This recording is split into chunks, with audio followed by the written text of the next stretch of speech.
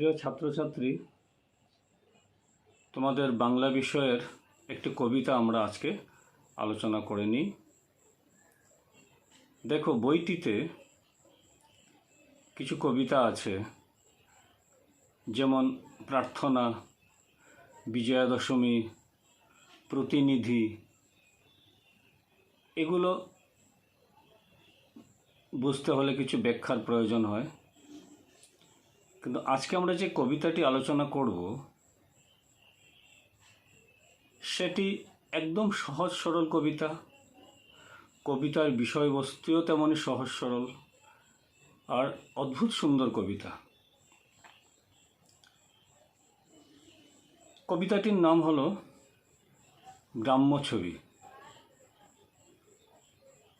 কবিতাটি পাঠ করলে এমন একটি ছবি আমাদের সামনে ভেসে ওঠে,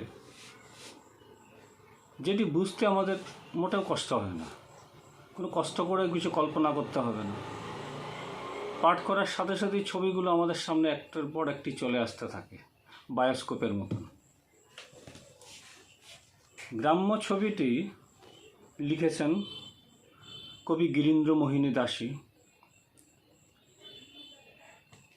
বইতে দেওয়া আছে, দেখো, কবিতা প্রসঙ্গে যে গিরীন্দ্রমোহিনী দাসীর কবিতার ভাষা, তার ছন্দ সহজ সরল। কবি নারী জীবনের মাধুর্য ছোটোখাটো রেখায় সুন্দর ফুটিয়ে তুলেছেন কবিতাটিতে। সরলতারও যে একটা সৌন্দর্য আছে, সৌন্দর্য যে কোনো কষ্ট করে কল্পনা করতে হয় না, কষ্ট করে দেখতে হয় না। সহজ সরল বিষয়গুলোর মধ্যে যে একটা সৌন্দর্য আছে, সেই জিনিসটি কবি আমাদের সামনে তুলে ধরেছেন। আর এই কবিতাটিতে আরেকটি জিনিস সব শেষে কবি আমাদের সামনে তুলে ধরেছেন, সেটি হচ্ছে একটি বিষয় যেটি আজকের দিনে খুবই প্রাসঙ্গিক। যেমন কবিতাটির নাম হচ্ছে গ্রাম্য ছবি। স্বাভাবিকভাবেই গ্রামের সহজ সরল সৌন্দর্যের বর্ণনা আছে এতে, কিন্তু একদম শেষের দিকে এসে কবি একটি প্রশ্ন তুলেছেন যেটি আজকের দিনে খুবই প্রাসঙ্গিক। সেটা হচ্ছে পরিবেশ দূষণের প্রশ্ন। কবি বলছেন যে গ্রামের তার সময়ের যে সময়টির কথা তিনি এই কবিতাটিতে বর্ণনা করেছেন, সেই সময়ের গ্রামের যে ছবি ছিল, যে মনোহর ছবি, সেটি আজকের দিনেও অবশিষ্ট আছে কি না। আমাদের সভ্যতার অগ্রগতির সাথে সাথে আমরা যেমন প্রকৃতিটাকে ধ্বংস করেই চলেছি, তার দিকে ফিরে তাকাচ্ছি না, সেই বিষয়টি কবি প্রশ্নের আকারে আমাদের সামনে দাঁড় করিয়ে দিয়েছেন। তো যাই হোক, কবিতাটি আমরা পড়ে নিই। দেখো কি লেখা আছে। মাটিতে নিকানো ঘর, দাওয়াগুলি মনোহর, সম্মুখেতে মাটির উঠান, খড়ো চালখানি ছাটা, লতিয়া করলা লতা, মাচাবে করেছে উত্থান। পিজাড়ায় বস্ত্র বাঁধা, বউ কথা কহে কথা, বিড়ালটি শুইয়া দাবাতে, মঞ্চে তুলসীর চারা, গৃহে শিল্প করি ঝাড়া, খোকা শুয়ে দড়ির দোলাতে। একদম সহজ সরল বর্ণনা। গ্রামের একটি মাটির ঘর, মাটিতে নিকানো ঘর, নিকানো মানে লেপা, ছোট্ট ঘর, দাওয়াগুলি মনোহর, দাওয়া বলতে বাড়ির বারান্দাটা, খুব সুন্দর বারান্দা, মনোহর সুন্দর। সম্মুখতে মাটির উঠান, ঘরটির সামনে ছোট্ট মাটির উঠান আছে। খড়ো চালখানি ছাটা, লতিয়া করলা লতা, মাচা বেয়ে করেছে উত্থান।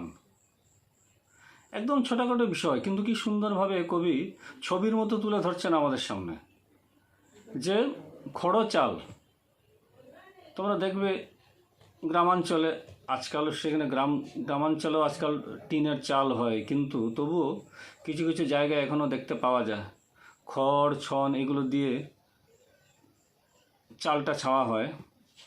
সেই চালগুলো সামনের দিকটা সুন্দর করে ছেটে দেওয়া আছে, আর সে চালের উপর দিয়ে করলা লতা বেয়ে উঠেছে পাশের একটি মাচা ধরে।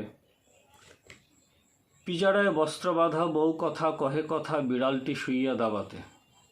ঘরের দাওয়াতে বিড়াল শুয়ে আছে, মানে বাড়ির বারান্দাতে বিড়াল শুয়ে আছে। আর সেখানে কি আছে?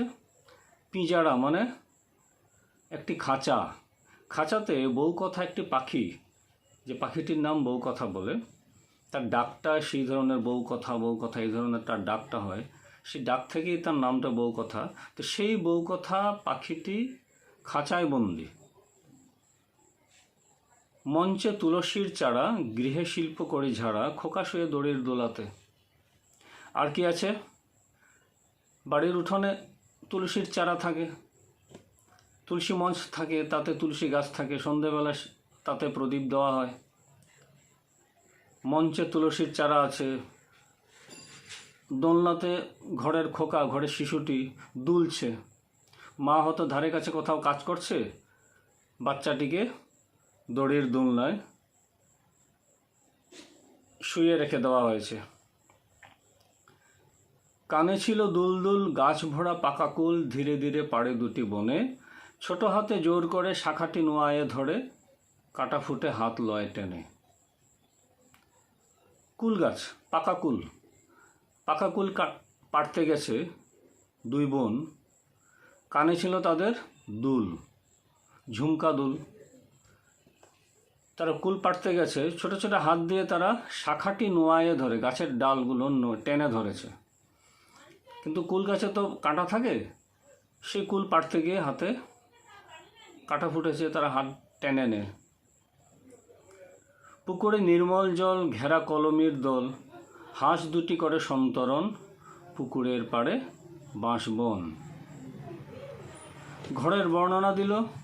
এবার ঘরের চারপাশের বর্ণনাটা কবি এখানে কবিতাতে দিয়ে দিয়েছেন। সেটা কি? পুকুরে নির্মল জল, পুকুরের জলটি পরিষ্কার ঝকঝকে। ঘেরা কলমির দল, কলমি এক ধরনের শাক, সেগুলো পুকুর বা এই ধরনের জলাশয়েই হয়। সে কলমি শাকে ঘেরা পুকুর, আর তাতে দুটি হাঁস সন্তরণ মানে সাঁতার কাটছে। আর কি আছে? পুকুরের পাড়ে বাঁশবন, বাঁশঝাড়, যেটা গ্রাম দেশে দেখাই যায়, খুব সহজ। শূন্য জনকোলাহল, কিচিমিচি পাখি দল, সাঁই সাঁই বায়ুর সনন, রোদটুকু সোনার বরণ। বলছে জনকোলাহল শূন্য, শহরের মতন এত আওয়াজ নেই, গ্রামের পরিবেশ খুব শান্ত, কোলাহল নেই। জনকোলাহল মানে মানুষের কথাবার্তা, কিছুই নেই।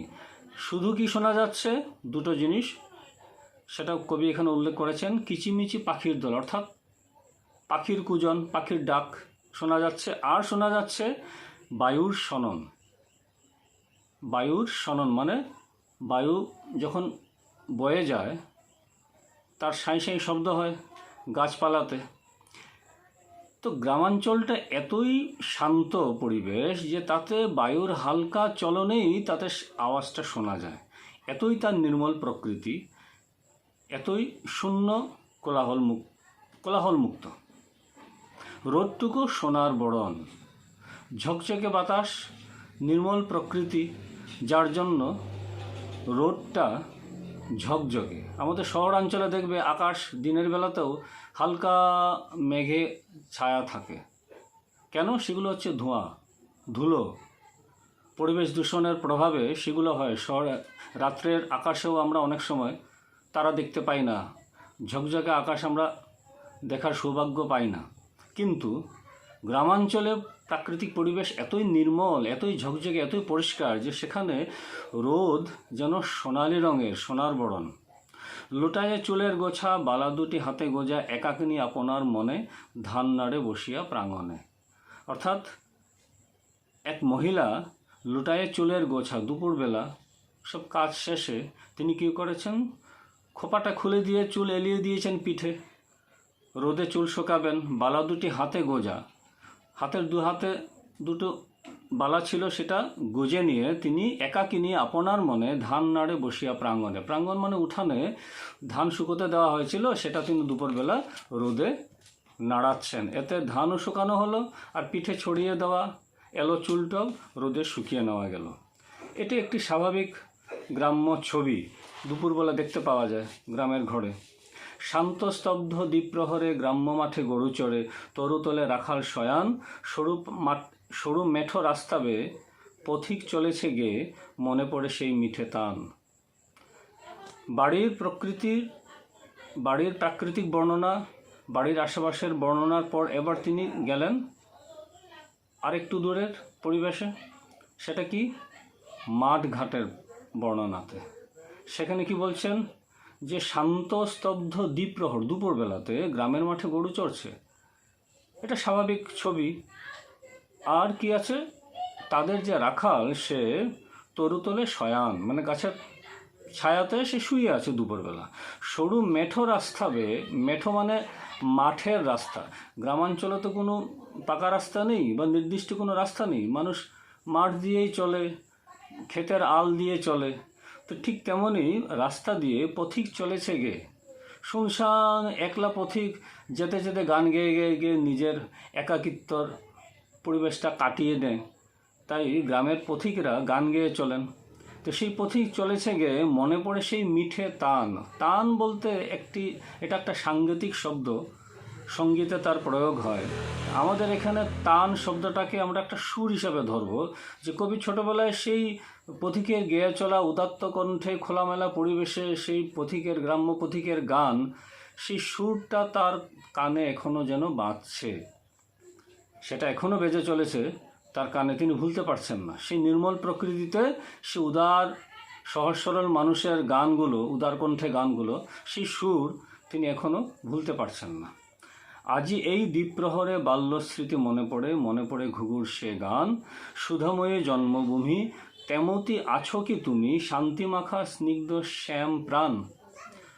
বলছেন, এবারে সেই প্রশ্নটা তুলছেন কবি, আমি যেটা আগে উল্লেখ করেছিলাম, যে আজই এই দ্বীপ্রহরে, এই দুপুরবেলা বাল্যস্মৃতি মনে পড়ে।